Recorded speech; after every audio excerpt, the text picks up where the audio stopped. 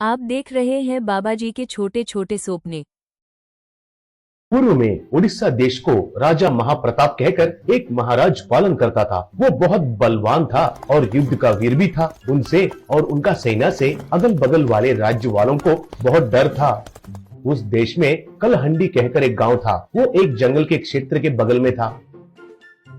उस गांव में साहू कहकर एक गरीब आदमी रहता था। वो एक ठेले पर उड़ीसा पकाला थाली बेचता था।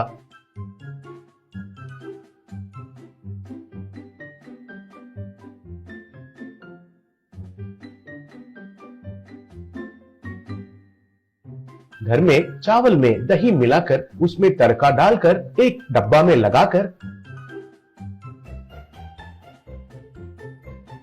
उसको सर पर रखकर गांव भर घूमकर बेचता था।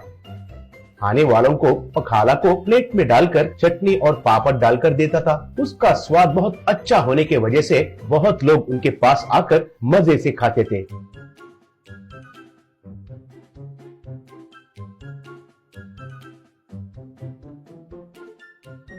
साहू बहुत चतुर था, बातें अच्छे से करता था। उसके पास मदद के लिए आए लोगों को अच्छा सलाह देकर उनके परेशानियों को दूर करता था। एक दिन वो कुछ काम पर बगल गांव में जाकर उधर काम खत्म करके जंगल के रास्ते से घर वापस जाने लगा। अंधेरा हो रहा है कहकर जल्दी जल्दी चलने लगा। वो ऐसे जा रहा था, तब अचानक एक बड़ा सा हाथ आकर उसे पकड़कर ऊपर उठाया। साहू डर के मारे देखा तो वो एक बड़ा सा राक्षस था। उसका हाथ बहुत लंबे थे। वो भयानक रूप से हंसने लगा। 4 दिन से भूखा हूँ, तुम अच्छे से मिल गए हो मुझे। थोड़ा पतले हो फिर भी कोई नहीं, मैं समझौती करूंगा। कहकर हंसा। तब तुरंत साहू को एक विचार आकर उस राक्षस को बातों में रखना है कहकर तय हुआ। तब साहू, ओ राक्षस महाजन, आपको देखने से बहुत शक्तिशाली जैसे दिख रहे हो। कई दूर से मुझे देखकर इतने लंबे लंबे हाथों से मुझे पकड़ लिए, उस भगवान को भी मुमकिन नहीं है, केवल आप जैसे महान राक्षस के अलावा, कहा। तब राक्षस बहुत खुश हुआ और उसे नीचे रखकर मेरा नाम दीर्घ बाहु है, मतलब लंबे लंबे हाथ रहने वाला कहकर अर्थ है। पैदा होने के बाद मेरे इन लंबे हाथों को देखकर मेरे माँ पिता वो नाम रखे थे। अब देखो मैं क्या करता हूँ, कहकर उधर एक पेड़ को तोड़कर दूर फेंक दिया।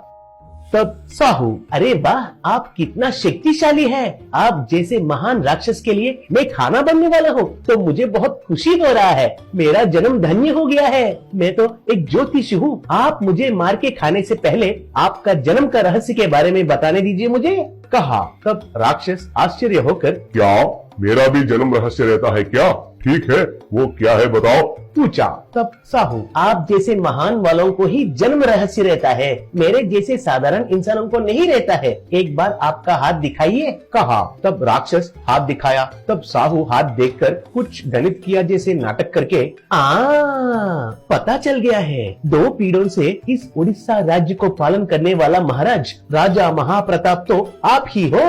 उन दिनों में उनका पालन के महानता के बारे में आज भी चर्चा करते हैं। ऐसे आप एक गुस्सा वाले मुनि के श्राप के वजह से ऐसे राक्षस जैसा पैदा होकर इधर इस जंगल में कुछ नहीं मिलकर बहुत परेशान झेल रहे हैं। आपको देखने से मुझे तो बहुत दुख हो रहा है जी, कहा। तब राक्षस, तुम दुखी मत हो, तुम्हारे वजह से मेरे महानता के बारे में पता चला आज, ये तो बड़ी खुशी की बात है। आगे आगे मैं ऐसे ही रहता हूँ या फिर श्राप से मुक्ति पाने का कुछ रास्ता है, पूछा। तब साहू, वो तो मुमकिन नहीं है। उस श्राप से मुक्ति करने वाला मुनि आपको श्राप दिया वही है, वो तो बहुत पहले ही मर चुका है, इसलिए कोई रास्ता नहीं है। लेकिन इस राक्षस का रूप में ही उड़ीसा देश का राज्य बनने का योग आपको है। आप राजा बनने के बाद अच्छा भोग अनुभव करेंगे। ऐसे जंगल में खाने के लिए जरूरत नहीं पड़ेगा। उधर आपको जितना चाहिए उतना और आपको जो पसंद है वैसा खाना मिलता है। राज्य के कन्याओं के साथ आप प्रेम लीला भी कर सकते हैं और आप तो उस राजा महाप्रताप से भी अच्छा पालन कर सकते हैं, कहा। तब राक्षस, अरे वाह, कितना बढ़िया बात बताया है तुमने। लेकिन मुझे भूख ज्यादा लगता है। एक दिन में कम से कम 3 लोगों को खाना चाहिए मुझे। महाराजा खुद लोगों को खाएगा तो अच्छा नहीं लगता है ना। कहा। तब साहू, ऐसे संदेह कुछ मत रखिए। राज्य में लोगों का संख्या ज्यादा बढ़ गया है और खाना नहीं मिलकर बहुत लोग भूख से मर रहे हैं। ऐसे वालों को पकड़ के खाएंगे तो गलत क्या है, अच्छा ही होता है ना। जनसंख्या को कम करने के लिए लोग ही आपको बहुत तारीफ करते हैं, लोग ही आपका बहुत तारीफ करते हैं। कहा। तब राक्षस, तुम जो कह रहे हो वो तो सही है, लेकिन अब जो पालन कर रहा है उस राजा के बारे में क्या है? पूछा। तब साहू, वो तो बहुत डरपोक है। आपके ताकत के आगे वो राजा और उसका सेना कितना है बताइए। आप एक ही झटके में राजा बन सकते हैं। कहा। तब राक्षस, भला भला, तुम मुझे बहुत पसंद आए हो, इसलिए तुमको छोड़ रहा हूँ, खुशी से घर चले जाओ। कहा। तब साहू उधर से भाग गया।